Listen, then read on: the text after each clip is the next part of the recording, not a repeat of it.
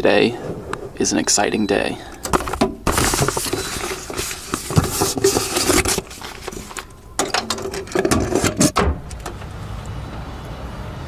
Not because of mail, although mail is exciting, and this is a lot of it.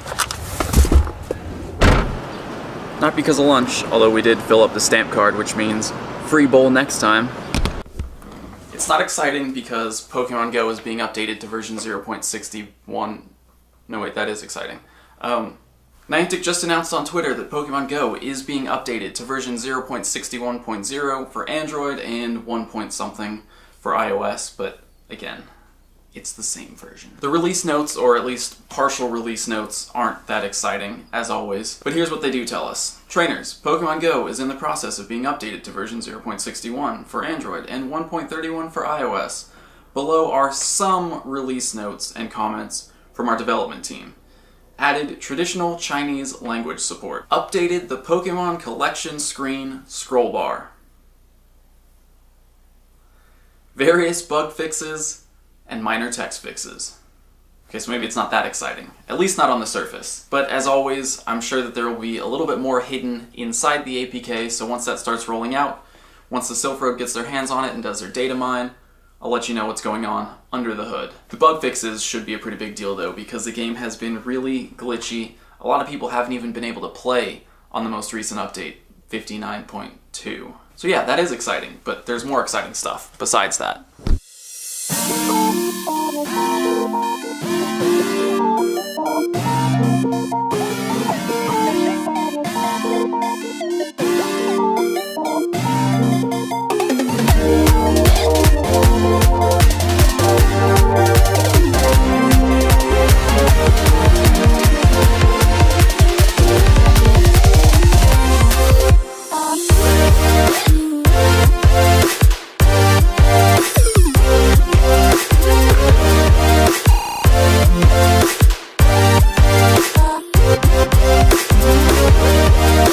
Go. It's pretty tight, huh? That's a shot you've never seen before. Yeah. My new car right here. So you know the car, like, it's all laid out ergonomically. Mm-hmm. Most of the time the races are longer races, so you got to do the driver changes, and everything's got to be pretty easy to reach. Yeah. So normally all the stuff that comes on this, that we use on a regular basis, straight on the steering wheel, just quick, easy access. We have to have the signals just like the regular street car, left, right. Some of the technology advanced side of things like the engine mapping, the throttle positions, ABS, traction control. That's all stuff we tune on a lap-to-lap basis, right? I mean, to try and get as much speed out of the thing as we can. Crazy.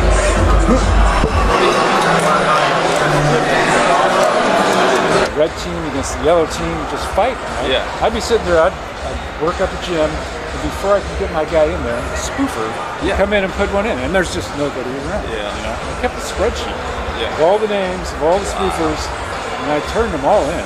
Yeah. So I'm here. It's the start of Grand Prix weekend. This is Jim Huey. He's the owner of the k-pax McLaren racing team, and my new car over there. It's not actually my car. But he actually reached out to me because he's a level 40 Team Instinct player.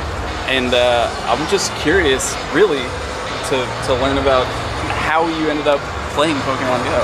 My typical daily routine is I drop my daughter off at school, and then I'd go for a walk, just to stay healthy, stay in shape, something to do. And then one day I go to the park that I usually walk through, and there's like 200 people walking around staring at their phones, right? Yeah. So I'm going, what's up with this? What's going on? So I asked my daughter, what are these people doing? And she says, they're playing Pokemon. And I said, they're playing Pokemon, what's that? So then I got curious, so I downloaded the app and just started playing it. And one thing with Pokemon, you need to walk, right? And you need to go to Pokestops and spin Pokestops. And if I'm walking 5 miles a day, I can spin a lot of Pokestops. And so I started playing. Yeah. And then I quickly learned that it wasn't fighting in the gyms when you're on Team Instinct and you're surrounded by Mystic and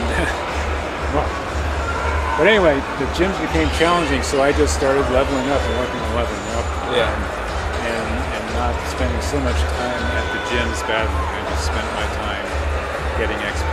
Yeah. That's what I did. That's awesome. I mean, obviously, much higher level than I am. Well, I'd love to take a look at your Pokemon. just see see what you're working with here. I'm very cautious about leveling up. I've got plenty of Stardust to do it, right? I got a couple million Stardust. But I've found that I can take down any gym with the Pokemon I have. Yeah, exactly. So I've been saving my Stardust, and I do have a question for you about potential deterrent. This is the question. If you look at the CP, how it goes up with the Stardust cost, you get to a point at about level 30 where the power, you're at like 91% of the Pokemon's power, right? Mm-hmm. And the Stardust cost just goes up astronomically. It goes, when you're defending a gym, how much better off are you with a fully powered up Blissey versus a 90% Blissey? I mean, the difference. That's the question. It's really negligible, honestly. The main difference is honestly, it's just going to get you a little bit higher placement. Is the real answer, because like you noticed around level 30, your Pokemon are going to be able to beat whatever's in the gym. So you're not going to have trouble against a fully powered up Blissey versus a Blissey that's 10% weaker. So if an attacker is determined enough, there really isn't a difference, which is one of my main gripes with the game. So hopefully with the gym rework, things get a lot more interesting, because right now it honestly feels there's not a lot of reason to go beyond level 30. Because if you're not familiar, at level 30, when you get a Pokemon to level 30, the amount of CP that it gains for each power-up is halved, while your Stardust and Candy costs continue to rise exponentially. So there's huge diminishing returns.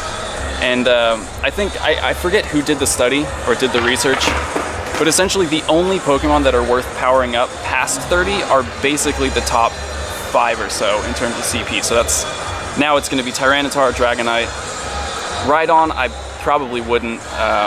Vaporeon's going to be okay. Gyarados, but other than that, you really don't need to go past them. So I'm gonna look for that study, because I haven't fully covered that on the channel. So I'm gonna try to find that research and cover it soon. I'm not making an excuse, but I don't power these up. Some of them are like 6,000, 8,000. That's a 7,000 dragon. That's a 7,000 dragon. The Blissey I powered all the way up. Yeah. Just because I did that when you could not beat a Blissey. Yeah, right. When I Gen 2 came out. I said, all right, I'm powering this thing all the way up, and you're never going to beat this thing. But that didn't last long, a week or whatever it was. I did catch I've caught one. Where is he? So I got the. Oh, you got it. I got one. Nice. And it was out in the middle of nowhere. It was out in a park that wasn't around any water except for maybe a little stream. So it was just kind of clinky. 27,000. Wow. 27,902. I mean, that's what it takes. Yeah. 3,431 kilometers. I love that you actually put the formulas on there. Are you a big a math guy when it comes to? I think the math is important. People need to understand the math. When I knocked down some of these level 10 gyms that the spoofers put up, 5 level 10 gyms, all full of Snorlaxes, and I took 2 of them down on my way home because it just annoyed me. Yeah. And the next day they were full back up, and some of the trainer names were 650 GTS spoofs.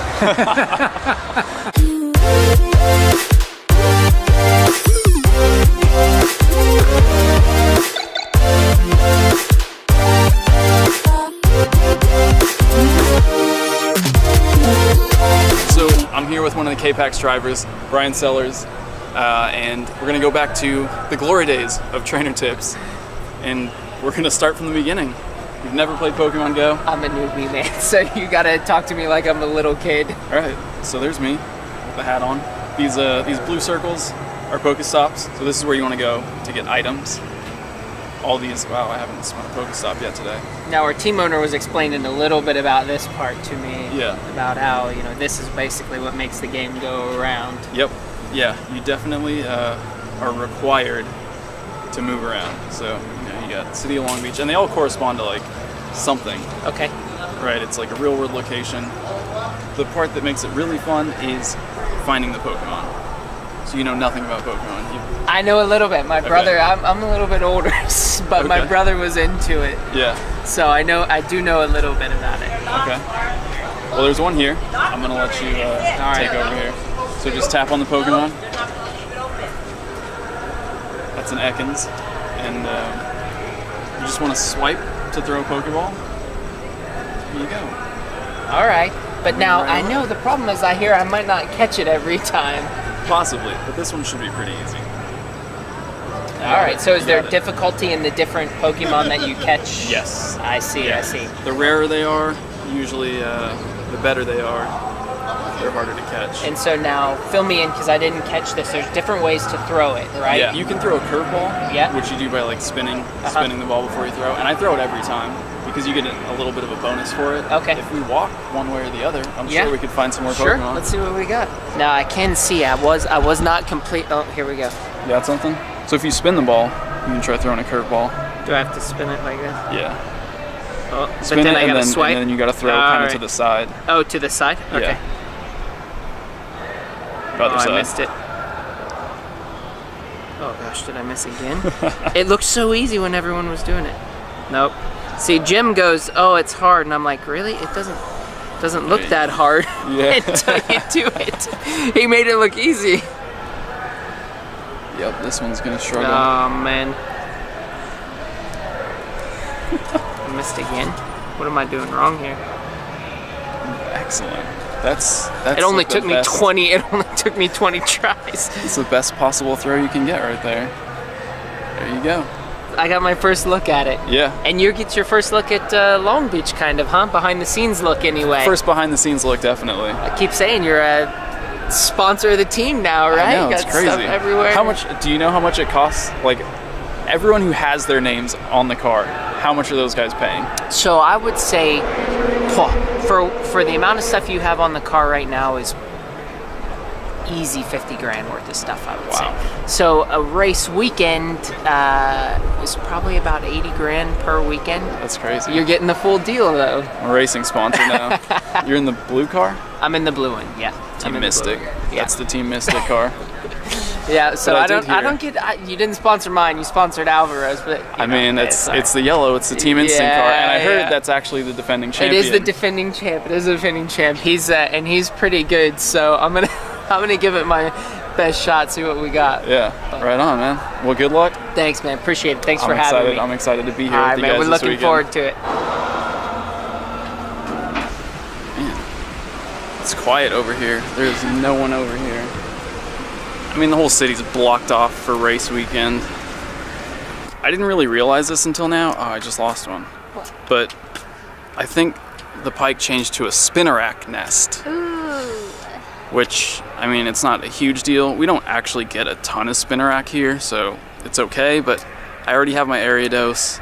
I don't really need any more spinnerack, but they're here, in case you were wondering. I was literally almost going to say that. It's gonna be a loud weekend here in Long Beach, but I'll be hanging out with Jim and the k-pax team throughout the weekend, so it should be a lot of fun. Again, I'm not uploading weekends, so you'll get to see everything that went down on Monday, so stay tuned for that. But if that update does start rolling out and the Sylph Road gets to do their APK mine, I'll definitely upload a video as soon as we know what's hiding under the hood. Maybe some hints at a possible Easter event, maybe nothing. Ooh, it's Team Instinct. Perfect. I wanted to battle it, but I guess I'll just drop a Pokemon in. Man, I can't wait for that scroll bar update. How about Farfetch'd? Farfetch'd, in anticipation of my next region exclusive coming very soon. So we're gonna go get something to eat now. So I just want to say thanks to Jim one more time, k-pax team. And if you're gonna be at the race, watch out for my car because it's defending champion and it's probably gonna win again this year. Team Instinct. I'll see you guys Monday. Enjoy your weekend.